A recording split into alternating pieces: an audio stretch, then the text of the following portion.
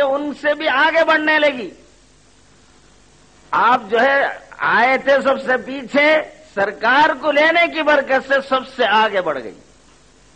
تو ابھی آپ بچے ہیں، رسول ہونے کا نہ اعلان ہوا ہے نہ حضرت بی بی حلیمہ جانتی ہیں، مگر جو ہی آپ کو اپنے گود میں لیتی ہیں، جو سب سے پیچھے تھی وہ سب سے آگے ہو گئی.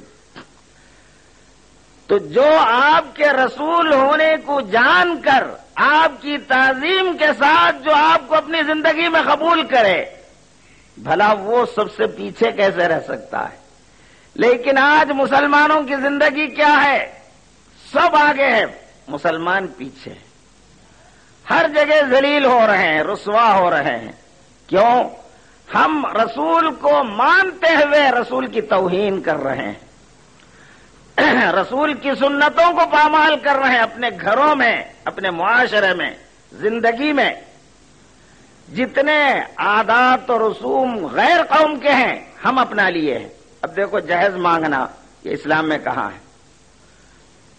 مانگنے کا اگر کوئی لڑکی کا باپ اپنی خوشی سے، استطاعت سے اگر کچھ دیتا ہے تو اس کی مرضی لے سکتے ہیں. لیکن تم یہ ہونا، وہ ہونا، فریج ہونا، گاڑی ہونا بول کے تم کو مانگنے کا تمہارے باپ کی جائیداد ہے، اس کے پاس تمہارا کیا حق ہے؟ آخر کیوں مانگ کے لینے؟ زبردستی ظلم سے لینے کا کہاں اجازت دیتا ہے اسلام؟ مال حرام کے لیے اس لڑکی کو ستاتے ہو، تنگ کرتے ہو.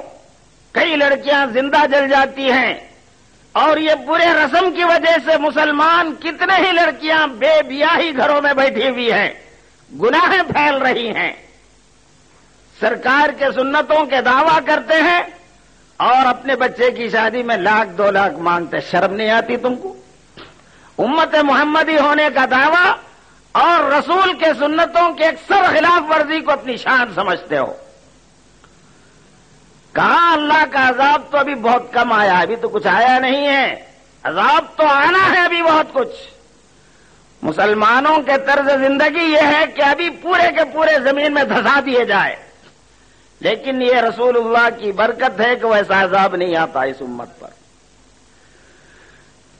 تو دوستو، اگر ہم کو رسول کی عظمت ہے، اب ہم اپنے گھروں میں جا کے دیکھتے ہیں، مسلمانوں کے گھر میں آئے تو ایسا معلوم ہوتا کہ کسی فلم ایکٹر کے گھر میں آ گیا. ننگے ننگے فوٹواں، جنتریاں، لڑکیوں کے ننگے ننگے لڑکیوں کی فوٹواں، جنتریاں مسلمانوں کے گھر میں لٹکتی ہیں. یہ سرکار فرماتے جس گھر میں تصویر ہوتی ہے وہ گھر میں رحمت کے فرشتے نہیں آتے. اگر رحمت کے فرشتے نہ آئے تو ظاہر ہے بیماری، مصیبت، پریشانی، ہمیشہ مصیبت. تو رحمت آنے کا دروازہ تم بند کرتے ہو. تمہارے گھر میں آ کر دیکھتے ہیں تو ایسا معلوم ہوتا ہے یہ کس کا گھر ہے؟ یہ مسلمان کا گھر، امت محمدی کا گھر ہے، یہ نماز پڑھنے والے کا گھر ہے. اگر قرآن مجید کہیں ہے تو وہ اوپر کہیں بھی گرد میں بھرا ہوا کہیں ایک جگہ موجود. کوئی گھر میں والا قرآن پڑھا تو نا. اب تو شیطان ننگا ناچ رہا ہے ہر گھر میں. ٹی وی جو آئی، سمجھ میں آ رہی بات؟ یہ بڑی تلخ حقیقت ہے دوستو. یہ بولنے والا کوئی نہیں آج، کیونکہ تم لوگ ناراض ہو جاتے یہ سب بولے تو سننے والے بھاگ جاتے ہو ٹوٹ کے. ارے باپ رے، یہ تو بہت کڑوی باتیں بول رہے ہیں. تم کو فقط جنت کی خوشخبریاں سنانے والا ہونا، میٹھے میٹھے الفاظ بول کے تم کو ایک دم ابھی بیٹھے بٹھائے جنت میں پہنچانا، سرٹیفکیٹ دے دینا تم جنتی ہیں، تم جنتی ہیں. نعرے لگائیں گے، نعرے یا رسول اللہ کے، چیخوں سے پورا محلہ گونج اٹھے گا. اگر ویسا بیان کرنے والا تمہارے سامنے آ جائے تو اب سب کو سانپ سونکھ گیا ہے. دیکھو کیوں؟ یہ بڑی کڑوی حقیقتیں ہیں، اور میں یہ کھل کر اس لیے بول رہا ہوں دوستو، کل حشر میں مجھے بھی اللہ کے سامنے جواب دینا ہوتا ہے. اللہ مجھ سے سوال کرے گا، تیرے بندوں کے سامنے میرے حکام سنانے تھے، میرے بندوں کے دلوں میں تیرا خیال میں ڈالا، وہ لوگ تجھے بلائے، اسٹیج پہ بٹھائے، یہ پھول کے ڈھیراں پہنا دیے، اور تو کیا کیا؟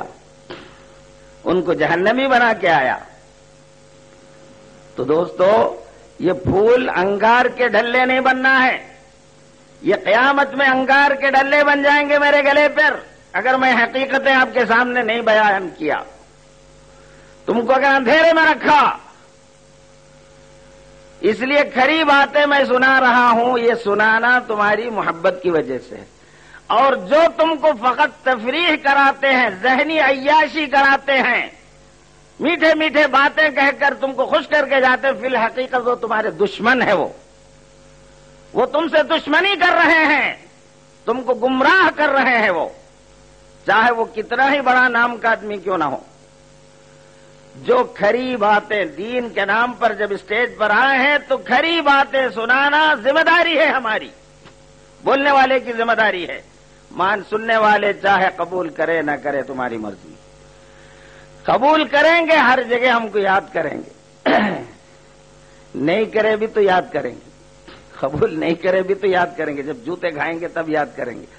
مولانا کیا بولے تھے، دیکھو ہوا، دیکھو وہی چیز۔ اور اگر تم قبول کر لیے تو بھی یاد کریں گے کہ اس جلسے کی وجہ سے ہم کامیاب ہو گئے آج۔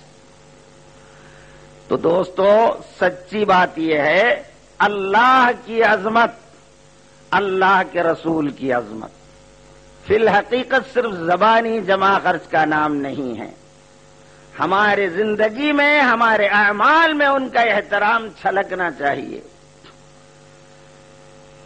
ہمارا گھر امت محمدی کا گھر بن جانا، ہر کوئی وفادار مصطفیٰ نظر آنا، پورے نمازوں کے پابند، شرعی لباس پہننے والے، عورت ہو مرد ہو، لڑکے ہوں لڑکیاں ہوں، سب شرعی لباس پہننے والے ہوں۔ شرعی لباس کا مطلب جو جسم چھپتا ہے، جس میں تمہارا کوئی جسم کا حصہ دکھ نہ جائے۔ لڑکی بھی گھر میں ہے بولے تو بے پردہ نہیں رہ سکتی، انہیں گھر میں کتنے لوگ نہیں آتے، پورے گھر میں محرم رہتے ہیں کیا؟ گھر میں چچا کے بیٹے، ماموں کے بیٹے، خالو کے بیٹے پورے آتے ہیں، تو ان کے سامنے انہیں ننگی کیسے رہ سکتی ہے؟ برائیاں عام ہو رہی ہیں، ہمارا معاشرہ بگڑ رہا ہے، اور سرکار فرماتے جو لڑکی یا لڑکا اپنا چھپانے کا جسم اگر ظاہر کیا لوگوں کے سامنے تو قیامت کے دن آگ کے سیخوں کو آگ میں جہنم میں گرم کر کے جسم کو داغا جائے گا، وہ تمام حصوں کو۔ تو تم اپنے بیٹیوں کے پیٹ اتنا حصہ پورا دکھاتے ہیں، یہ پورا گلا سب کو دکھاتے ہیں، پورا سر دکھاتے ہیں، کل میدان حشر میں اس کے ساتھ کتنا برا سلوک ہوگا تم آنکھوں سے دیکھتے رہو گے۔ تمہاری وجہ سے تمہاری لڑکی کو یہ سزا بھگتنی پڑ رہی ہے۔ تم لڑکی کے باپ ہیں یا لڑکی کے حق میں دشمن ہے تم؟ کل قیامت میں وہ لڑکی یہی بولے گی کہ اللہ ہم گناہگار نہیں ہیں، یہ ہمارے باپ ہم کو گمراہ کیا ہے، کبھی ہم کو نہیں بتایا ایسا، اپنی پسند تو ہم پر تھوپتا تھا لیکن تیرے حکام پر کبھی عمل نہیں کروایا۔ اسی طرح بیوی شوہر کی شکایت کرے گی، بیٹی باپ کی شکایت کرے گی، بہن بھائی کی شکایت کرے گی۔ تو یہ بیٹیوں کی وجہ سے بہت سے نماز پڑھنے والے سرکار فرماتے جہنم میں جائیں گے۔ تو دوستو، دین اسلام کی پابندی ہم دل و جان سے جب تک نہیں کریں گے، صرف جلسے کر لینا ہمارے لیے کافی نہیں۔ یہ جلسے کرنے کا مطلب ہی یہ ہے کہ جو ہم کو نہیں معلوم ہے وہ معلوم ہو جائے، جس کا ہم کو احساس نہیں ہے اس کا احساس ہو جائے، ہماری غلطیاں دور ہو جائے، ہماری زندگی سنور جائے، اس لیے جلسہ کرنا ہے۔ خالی سننا چلے جانا یا پھر خالی سن لیے تو ہم رسول کے چاہنے والے بن جاتے، ایسا نہیں ہے دوستو۔ اگر ایسا ہوتا تو کتنا آسان تھا معاملہ، خالی 2-4 جلسے سن لیے، جنت کی سرٹیفکیٹ مفت میں، اب تم جو چاہے کرو، مفت میں قلندر کے کیا ہے وہ مفت رند کے رند رہے، جنت ہاتھ سے نہ گئی۔ تو عظمت رسول، میں پہلے رسول کی عظمتیں آپ کو بتایا کہ رسول ساری کائنات میں کتنے افضل ہیں، اللہ نے ان کو کتنے شان کے بنائے ہیں، کیا اونچے مرتبے پر فائز کیے ہیں۔ آپ کا جیسا کائنات میں کوئی نہیں ہے، جیسا اللہ اکیلا ہے اس کا کوئی شریک نہیں ہے، وہ تو ذات سے، اپنے آپ سے، کسی کے بنانے سے نہیں، کسی کے دینے سے نہیں، اللہ تعالی اپنی آپ میں خود سے وحدہ لا شریک۔